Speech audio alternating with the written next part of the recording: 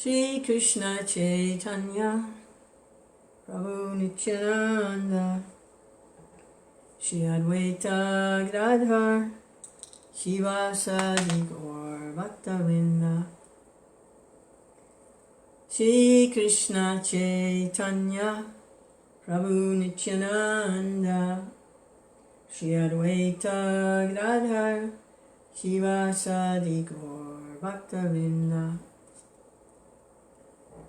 Shri Krishna Chaitanya Prabhu Nityananda Shri Advaita Gadadhar Shivasadi Gaur Bhaktavrinda.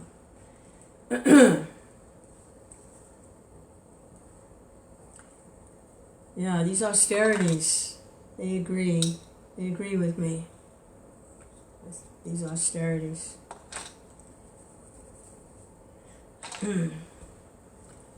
What else are you going to do if you're not active in social life? What else are you going to do? You're already living a life of austerity if you're not active socially.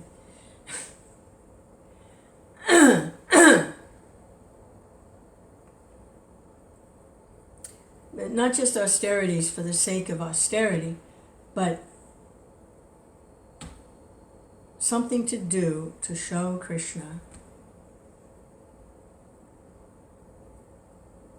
you're sincere.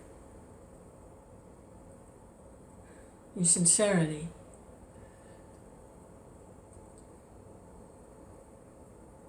You don't know what else to do. I'm just naturally in this position to, like next week, I'm going to fast again for a week.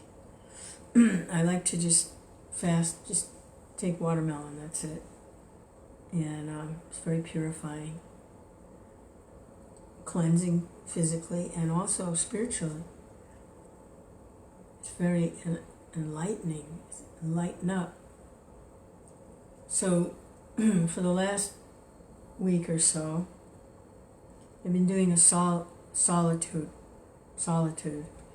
and not trying to fill in any blank space with CDs or videos or social media, or in other words, just be quiet and go about doing what I'm going to do, whether it's preparing some foods or cleaning the house or working outside, whatever it is I'm going to do, the laundry, and to just remember what I've read during the day, try to remember what I read earlier in the day, and to chant Hare Krishna, try to remember Krishna, pray to Krishna, without so much coming in music and this one said that and that one said this, and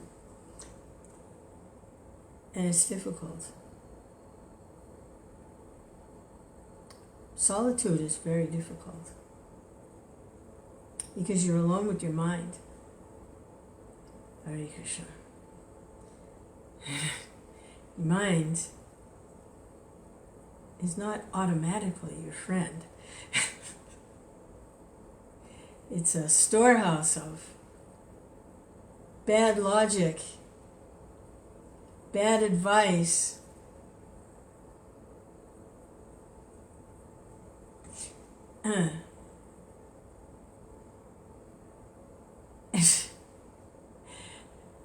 talk about not having recordings playing. That's a recording. And it gets going.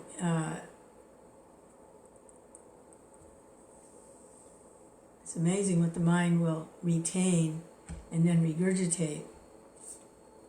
So it's been very purifying, the solitude for the last few days, being alone with my mind. Hare Krishna, Krishna, Krishna, Hare Hare. So today, the mind wanted to go back and look at my childhood and how I was raised, and wanted to look at my mother, wanted to go back there, and man, I tell you, I was in tears.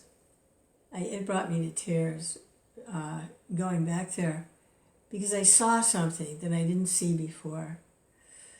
I never really understood, like, my relationship with my mother was a little strange. I mean, they did the best they could. They had no training in Krishna consciousness. They were good-hearted people, and their own upbringings were kind of bizarre. They were the World War II generation, and second generation from coming over from Europe and Eastern Europe. They were the ones that were born here, and so I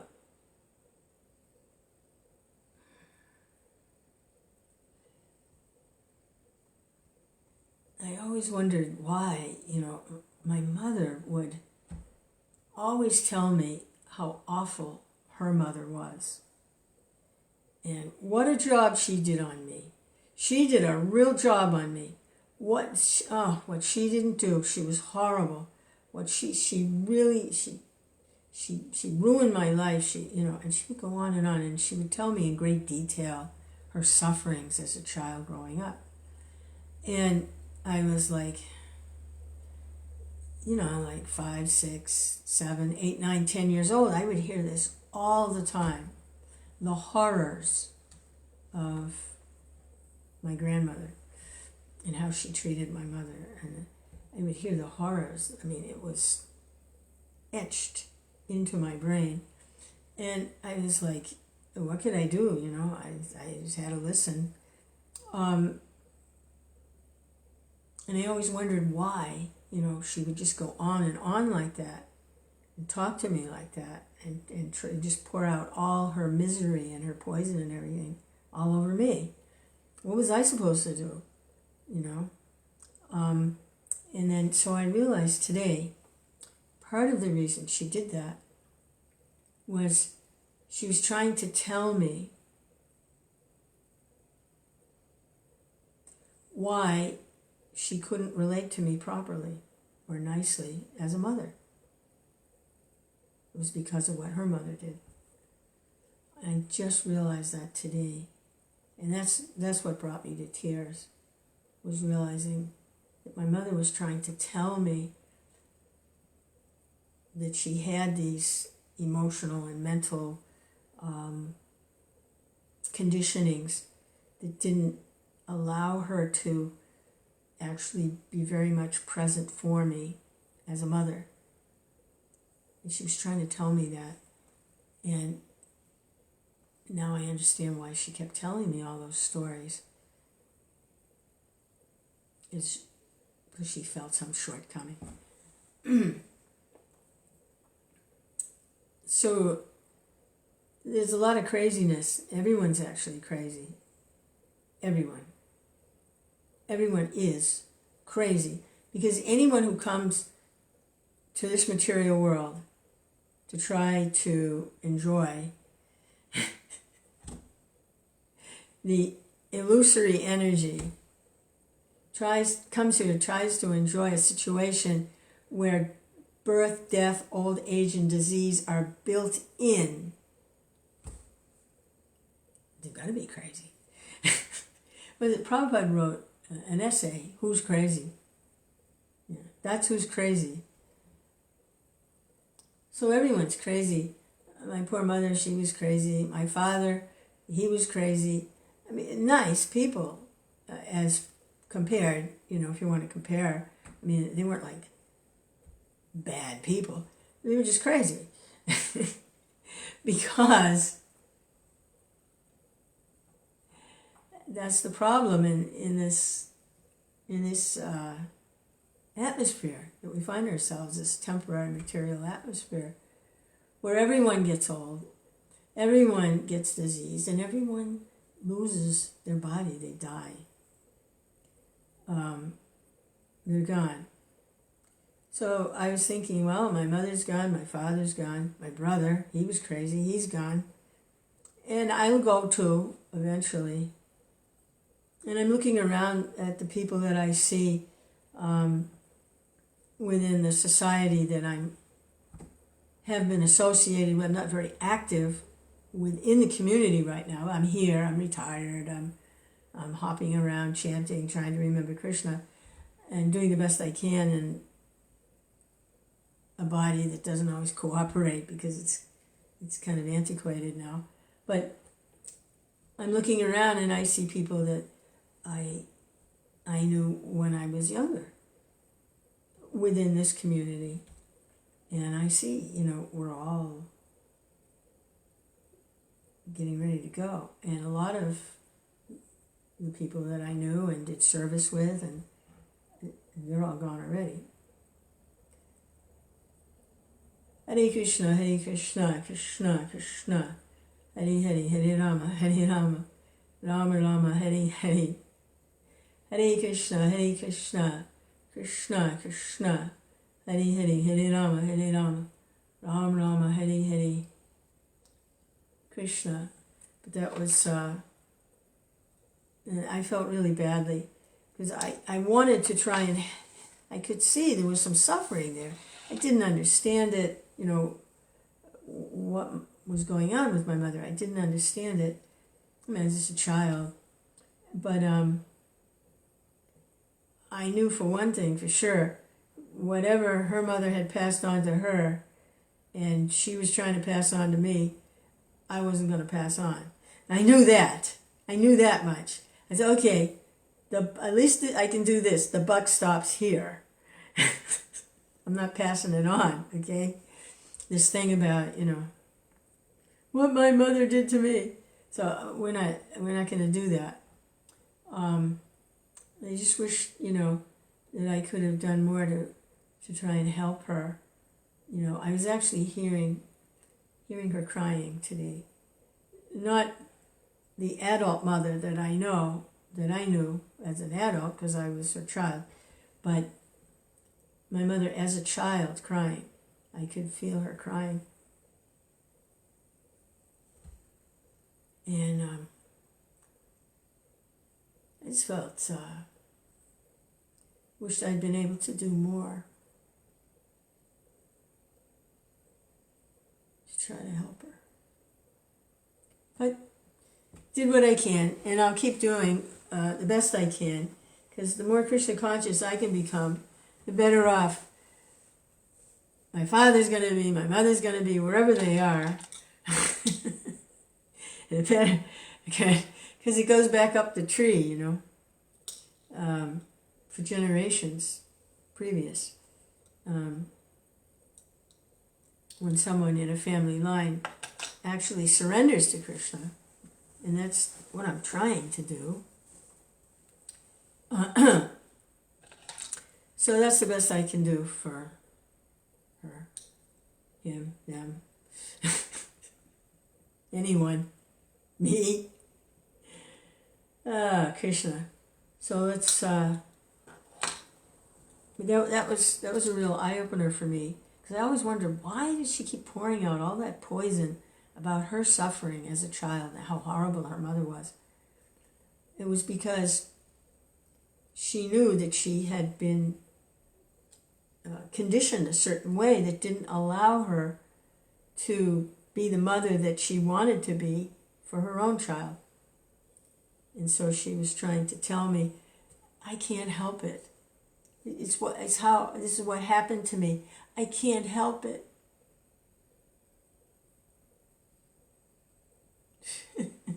That's what she was saying. And the other thing she would say would be, each generation makes progress, and they do better than the last generation. She would say that. Each generation makes progress and does better than the last generation.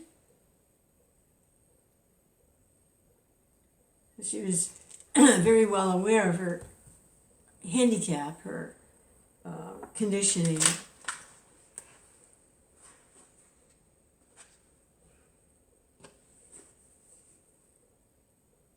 Amazing. Just wish I'd been able to help more. Krishna.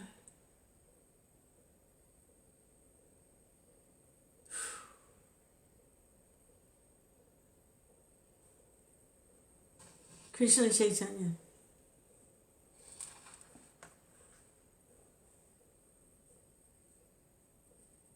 Krishna.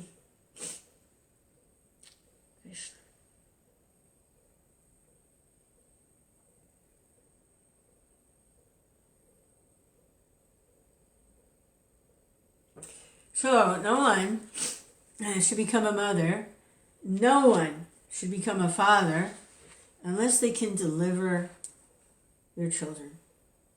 This is the instruction from the Shastra.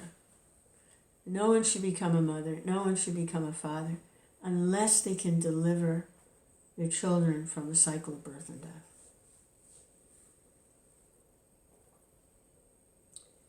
Otherwise, they just pass on all their nonsense and dump it on their kids. Ah, Krishna. Oh my goodness. Wow. Krishna Chaitanya.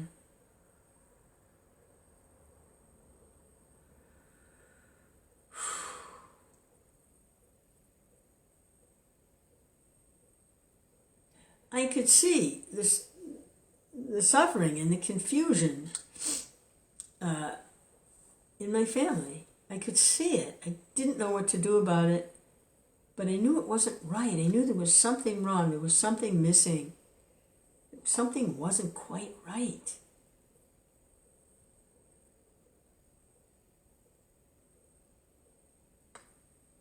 I actually, I don't know how old I was. Yeah, pretty young actually.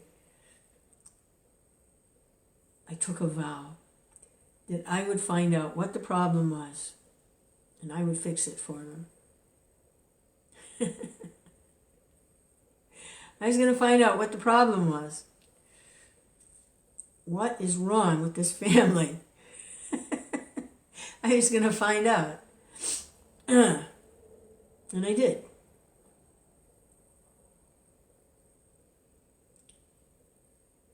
Hare Krishna, I found out what was wrong. And that's not fault finding, that's like what needs to be done to fix this. There's a difference between fault finding and what needs to be done to fix this. So that's Krishna. Krishna.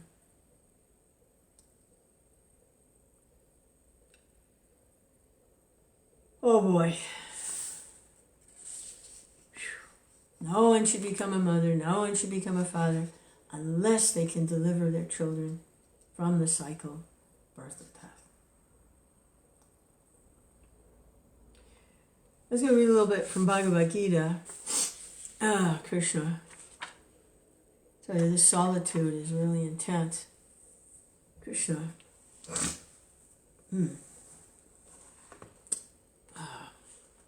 It's like fasting. It's very purifying.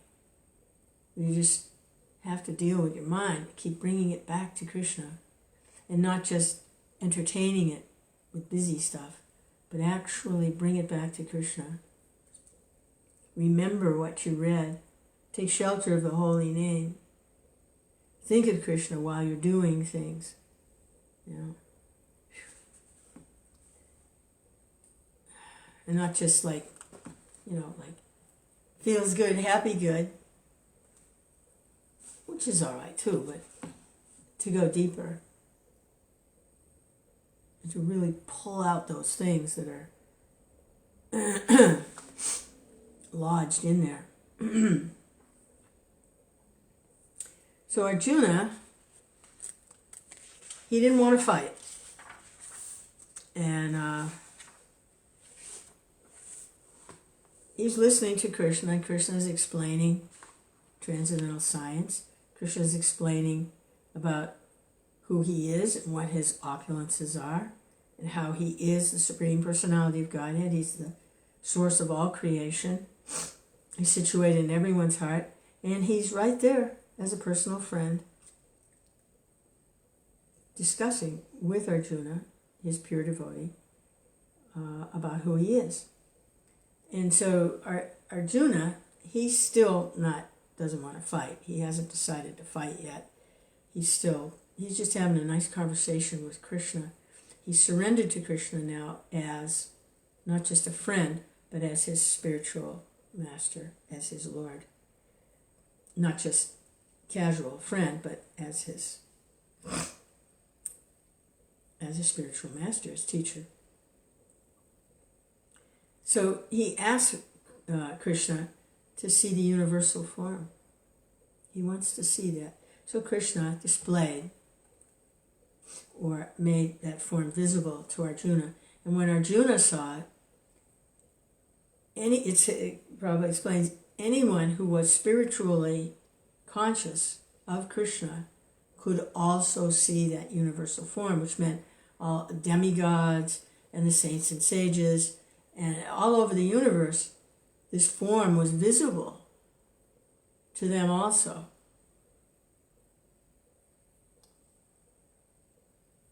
And everyone became afraid. It was frightening. And Arjuna was afraid. And he said,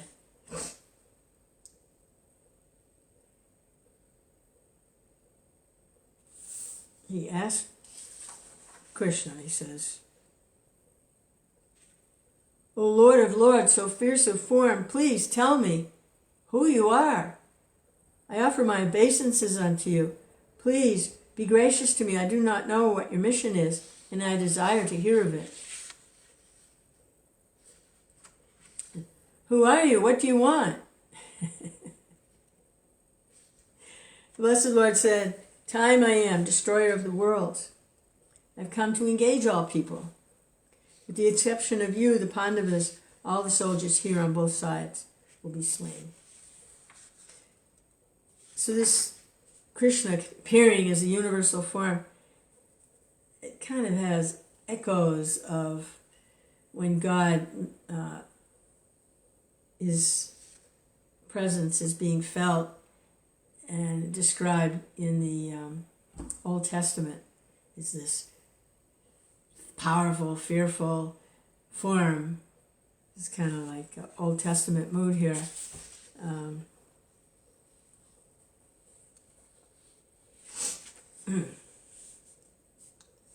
So that, because Arjuna didn't want to fight. So now Krishna says, get up and prepare to fight. In other words, Krishna had appeared in this huge, powerful, fearful, fearsome form with the whole universe trembling and everyone seeing. And he's like, I want you to fight.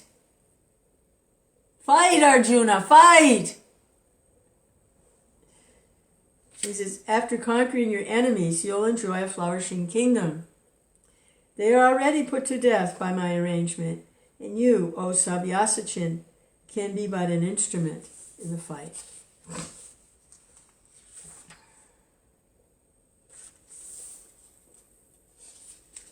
So Sanjaya, who's relating this to Dhritarashtra,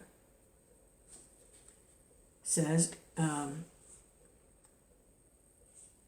O king, after hearing these words from the Supreme Personality of Godhead, Arjuna trembled, fearfully offered obeisances with folded hands, and began falteringly to speak as follows. Arjuna didn't want to fight. Arjuna uvacha, Stane Rishikesha Tava Prakritya Jagat Prarhashat Nanurat Yatecha Rakshamshi Bitani Disho Dravanti Sarve namasyanti cha siddha sangha. O Rishikesh, the world becomes joyful upon hearing your name, and thus everyone becomes attached to you. Although the perfected beings offer you their respectful homage, the demons are afraid and they flee here and there. All this is rightly done.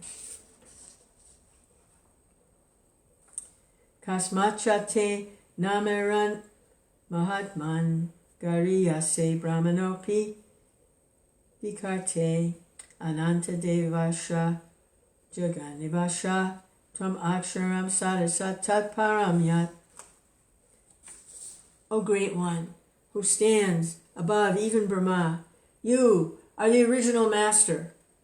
Why should they not offer their homage up to you, O limitless one, O refuge of the universe? You are the invincible source, the cause of all causes, transcendental to this material manifestation. Sounds like Arjuna is getting his mojo going here to actually get up and fight.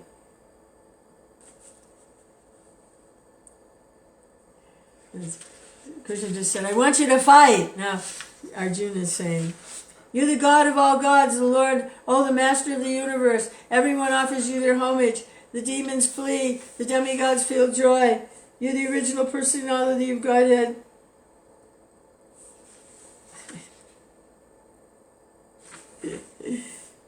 Tam adi deva purusha puranas, tvamasya vivasya param niranam, vetasi vejam cha param cha dhamma, tvaya tatam vishvam anantarupam.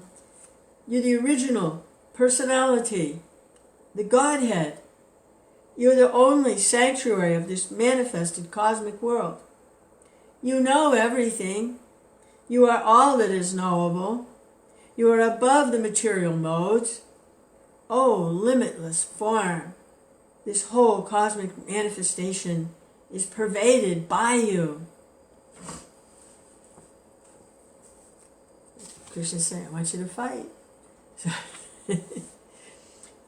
Vayur Yamognir Varuna Shashanka Prajapatistvam Prapatimahascha Namo Namaste Stu Sahasrakritva Punascha Bhuyo Pinamo Namaste.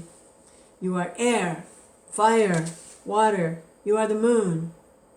You are the supreme controller and the grandfather. Thus I offer my respectful obeisances unto you 1,000 times, and again, and yet again. Nama purastad ata pristataste, namo stute sarvata eva sarva, ananta virya mitak vikramastram, sarvam sapapnosi tatosi sarva. Obeisances from the front, from behind, from all sides. O unbounded power, you are the master of limitless might. You are all-pervading, and thus you are everything. Saketi matva prasabdam yaduktam. Hey Krishna, hey Yadava, hey Saketi. Ajanata mahi manam tavedam maya pramadat pranayena vapi yachava sartam asa kritosi biharasa yasana bhojaneshu eko tapav chuta tat samacham tat shameyatram aham aprameyam. I have in the past addressed you as O Krishna, O Yadava, O my friend, without knowing your glories. Please forgive whatever I may have done in madness or in love. I have dishonored you many times while relaxing or while lying on the same bed or eating together, sometimes alone and sometimes in front of many friends. Please excuse me for my offenses.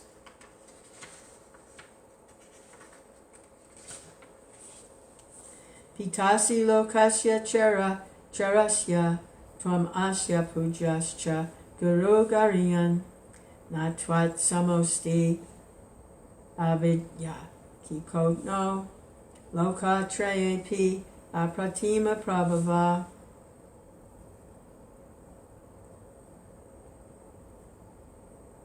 You are the Father of this complete cosmic manifestation, the worshipful chief, the spiritual master. No one is equal to you, nor can anyone be one with you. Within the three worlds, you are immeasurable. Arjuna.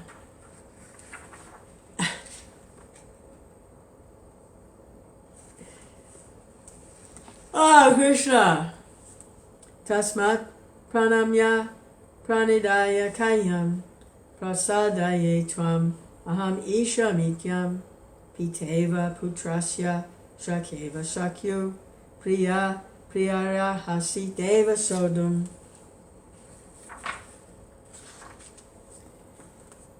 You are the Supreme Lord, to be worshipped by every living being. Thus, I fall down to offer you my respects and ask your mercy. Please tolerate the wrongs that I may have done to you, and bear with me as a father with his son, or as a friend with his friend, or a lover with his beloved. Adrista purvam rishitosmi drishpa bayena chaprav yaitam manome tadeva me darshaya deva rupam prasida devesha jagannivasha.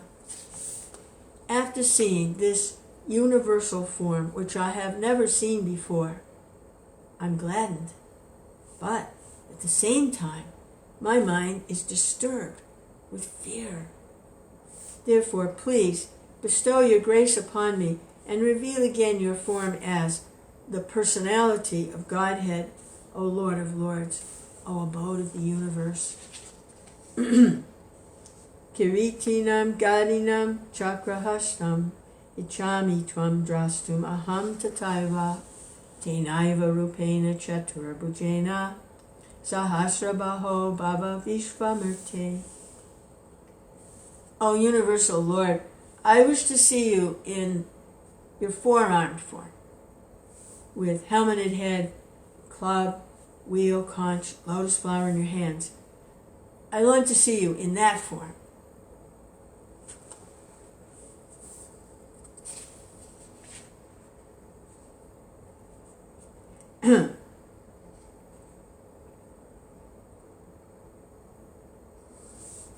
Shri Bhagavan Uvacha Maya prasanena tavarjunedam rupam param darshitam atma yogat tejo mayam vishvam anantamadyam yan me tvad anyena na drista purvan. The Blessed Lord said, My dear Arjuna, happily do I show you this universal form within the material world by my internal potency. No one before you has ever seen this unlimited and glaringly effulgent form. Na Veda Yajna Yanar Na Danar Na Cha Kriyavir Na Tabovir Ugrai Evam Rupa Sakya Aham Rinoke Drastum Tvad Anyena Kuru Pravira. O best of the Kuru warriors, no one before you has ever seen this universal form of mine. For neither by studying the Vedas, nor by performing sacrifices, nor by charities or similar activities can this form be seen. Only you have seen this.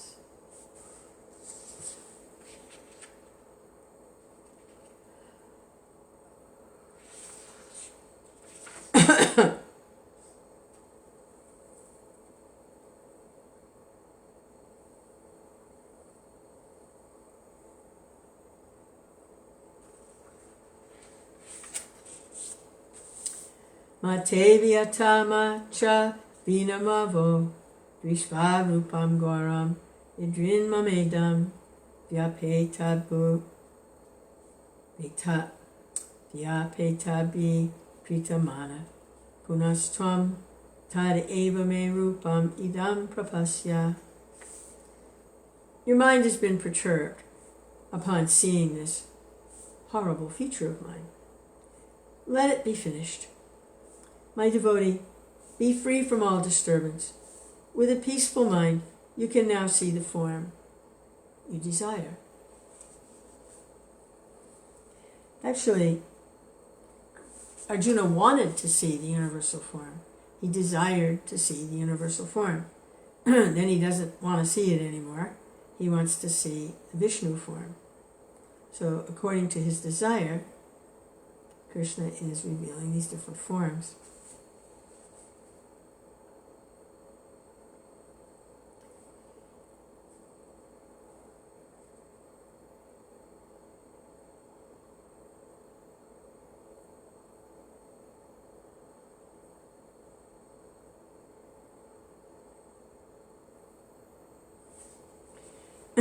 So, short purport here. In the beginning of Bhagavad Gita, Arjuna was worried about killing Bhisma and Drona, his worshipful grandfather and master. But Krishna said he need not be afraid of killing his grandfather. When they tried to disrobe Draupadi in the assembly, Bhisma and Drona were silent. And for such negligence of duty, they should be killed. Krishna showed his universal form to Arjuna just to show him that these people were already killed for their unlawful action. That scene was shown to Arjuna because devotees are always peaceful and they cannot perform such horrible actions. So the scene was Arjuna saw Bhisma and Drona and Karna and all the different soldiers entering into the mouths of the universal form and being crushed by the teeth and being killed. So that was shown to Arjuna because the devotees are always peaceful. So they cannot perform horrible actions because they're peaceful. But Arjuna was being asked to kill them. So the purpose of the revelation of the universal form was shown. Okay? I want you to fight and kill them. That was the purpose. Now Arjuna wanted to see the four-armed form, and Krishna showed him. A devotee is not much interested in the universal form, for it does not enable one to reciprocate loving feelings. The devotee wants to offer his respectful, worshipping feelings. Thus he wants to see the two-handed or four-handed form of Krishna, so he can reciprocate in loving service with the Supreme Personality of Godhead. So here's Sanjaya again, telling all of this. This conversation between Krishna and Arjuna, he's telling Dhritarashtra. So Sanjaya Uvacha, Iti Yarjunam Vasudevas Tatokva Svakam Rupam Darshayamasa Bhuya Asvasayamasa Chabitamenam Bhutva Puna Samya Vapur Mahatma. Sanjaya said to Dhritarashtra, the Supreme Personality of Godhead Krishna, while speaking thus to Arjuna, displayed his real four-armed form, and at last he showed him his two-armed form, thus encouraging the fearful Arjuna.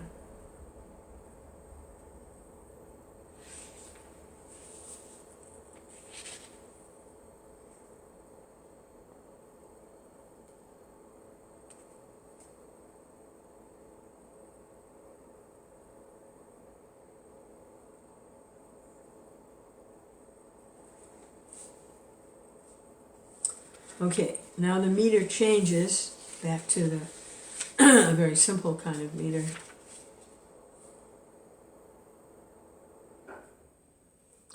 Arjuna Uvacha Drispetam Manusam Rupam Tava Somyam Janardana Idanim Asmi Samrita Sacheta Prakritim Gata.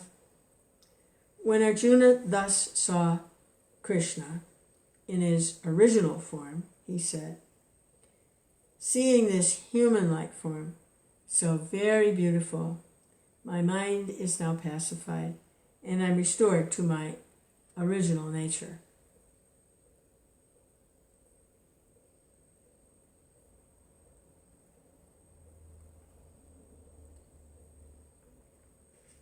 Sri Bhagavan Uvacha Sudur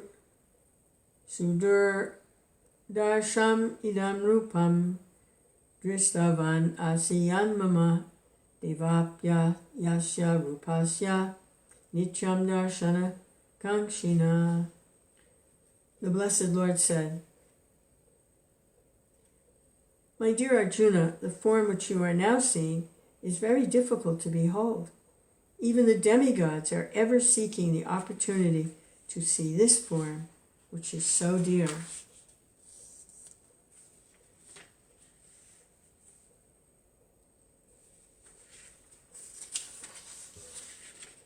Naham Veda na tapasa na danena cha chejaya sakya evam vido drastum vistavan asimam yata. The form which you are seeing with your transcendental eyes cannot be understood simply by studying the Vedas, nor by undergoing serious penance, nor by charity, nor by worship. It is not by these means that one can see me as I am. And here comes the famous verse, chapter 11, verse 54.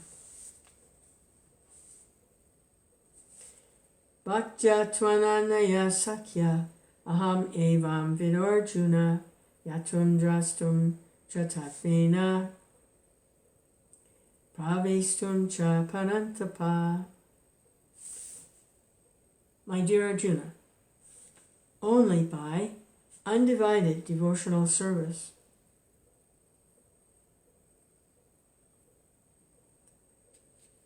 can I be understood as I am, standing before you, and can thus be seen directly. Only in this way can you enter into the mysteries of my understanding. So undivided, in the word for word, it's ananyaya, which means without being mixed with fruitive activities or speculative knowledge. So without karma and without jnana, pure bhakti. It's only by pure bhakti, pure devotional service, can I be understood as I am.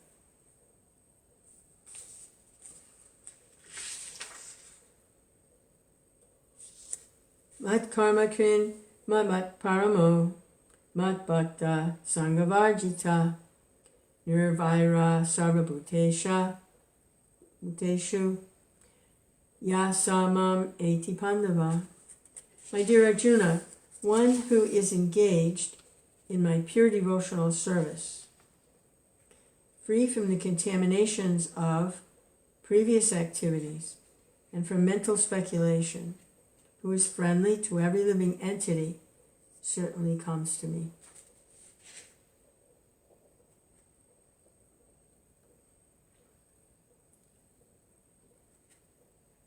Free from the contaminations of previous activities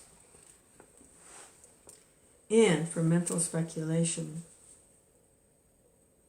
Contamination of previous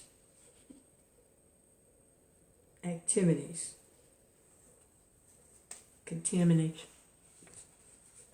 Karma.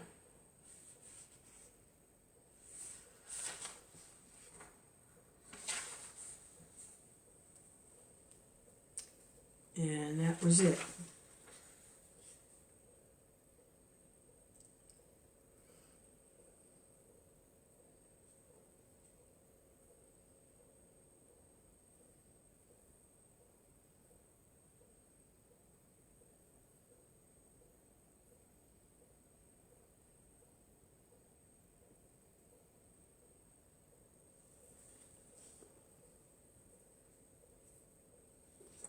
Hare Krishna, Hare Krishna, Krishna Krishna, Hare Hare, Hare Rama, Hare Rama.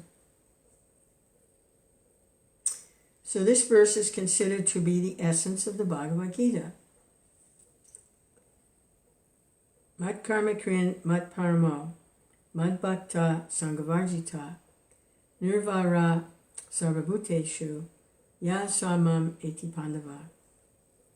My dear Arjuna, one who is engaged in my pure devotional service, free from the contaminations of previous activities and from mental speculation, who is friendly to every living entity, certainly comes to me.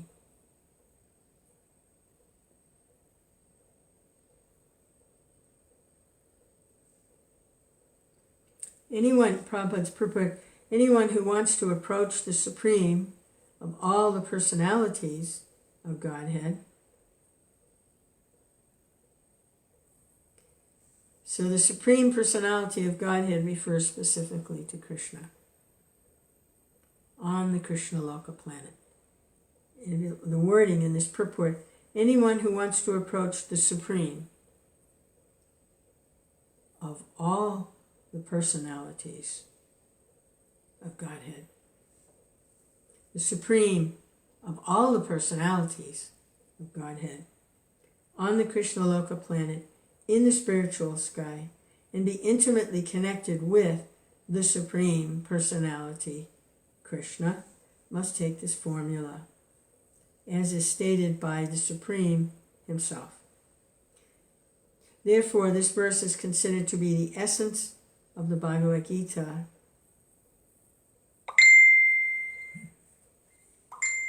The Bhagavad Gita is a book directed to the conditioned souls who are engaged in the material world with the purpose of lording it over nature and who do not know of the real spiritual life. Bhagavad Gita is meant to show how one can understand his spiritual existence and his eternal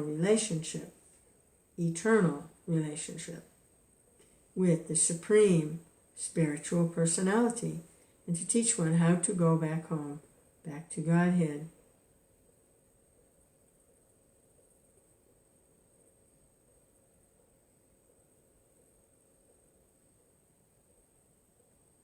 Krishna. Shri Krishna Chaitanya Prabhu Nityananda.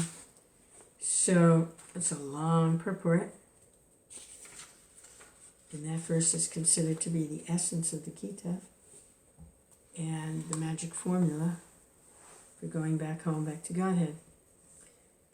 And the next chapter is devotional service, which is an interesting part of the discussion between Krishna and Arjuna. It starts out with the highest thing, but if you can't do that, then do this. And if you can't do that, then do this other thing. And if you can't do this other thing, then do that. It's an interesting chapter. Krishna. And the Bhagavad Gita is wonderful. Hare Krishna, Krishna Krishna, Hare Hare, Hare Rama, Rama Rama, Hare Hare, Hare Krishna, Hare Krishna.